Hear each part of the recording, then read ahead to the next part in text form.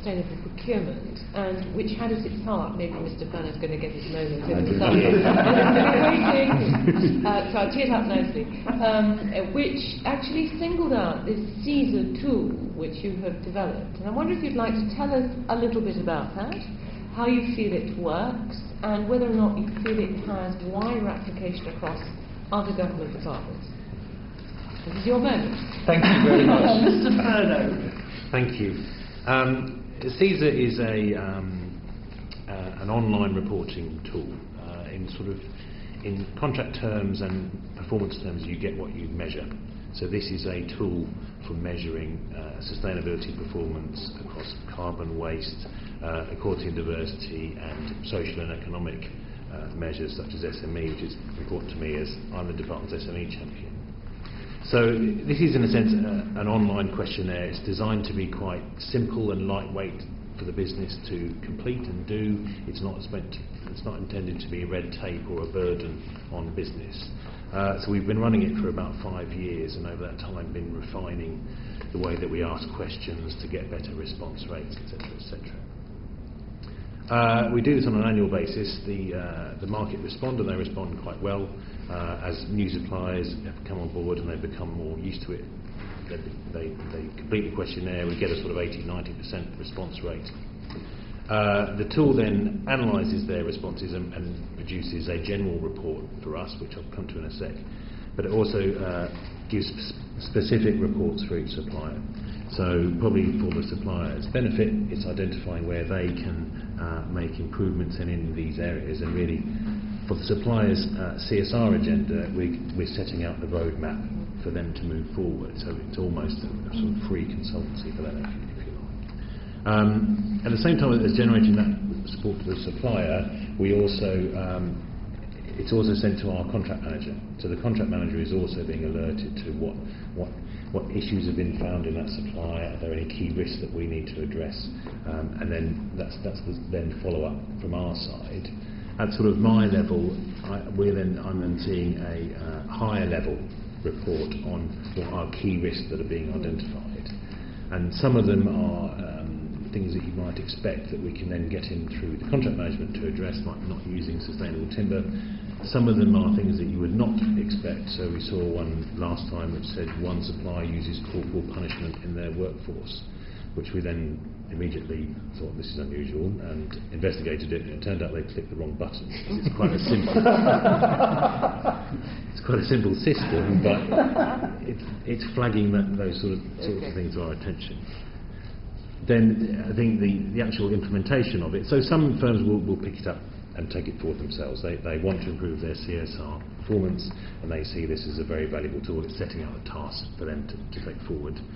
I think that it's circulated amongst our contract managers, and they are made aware of it.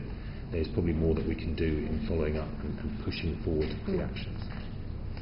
So I'm so glad it went without the corporal punishment. That's especially your department, it's good to hear. But this point about across other government departments, so wider application, that you have, I've seen in your evidence, there is hard evidence that amongst suppliers you have moved in terms of, for example, timber sustainability and compliance. But what about other departments? There is potential for several other departments do use CAESER, HMRC springs to mind. I think there's another one too, DEFRA, I would have thought. I would think there is potential for other departments to also use the tool. They're using the same, they're just about to start using the same sort of underlying infrastructure, which is called SID4GOV. So at that stage, are using, the Crown Commercial Service have just let the contract to do this, so we'll go to the top 500 government suppliers. For them to identify, partly it's for them to fill in all their PQQ procurement information once, not to do it hundreds of times, so it's reducing the burden for them. There's also a sort of a light version of CAESER within it, which will then be collated across all of government suppliers. Clearly there is potential for that to be pushed further and to use the full CAESER, but I think really, I can't comment on other departments, but I would think the question would be, if you're collating the information, it's important about what the point. There has to be a point on what will you do with it. Yeah, absolutely. Thank you very much. Can I just pursue that a little bit more? Because it's one thing to say other government departments could be taking it up, but effectively that's a matter for them.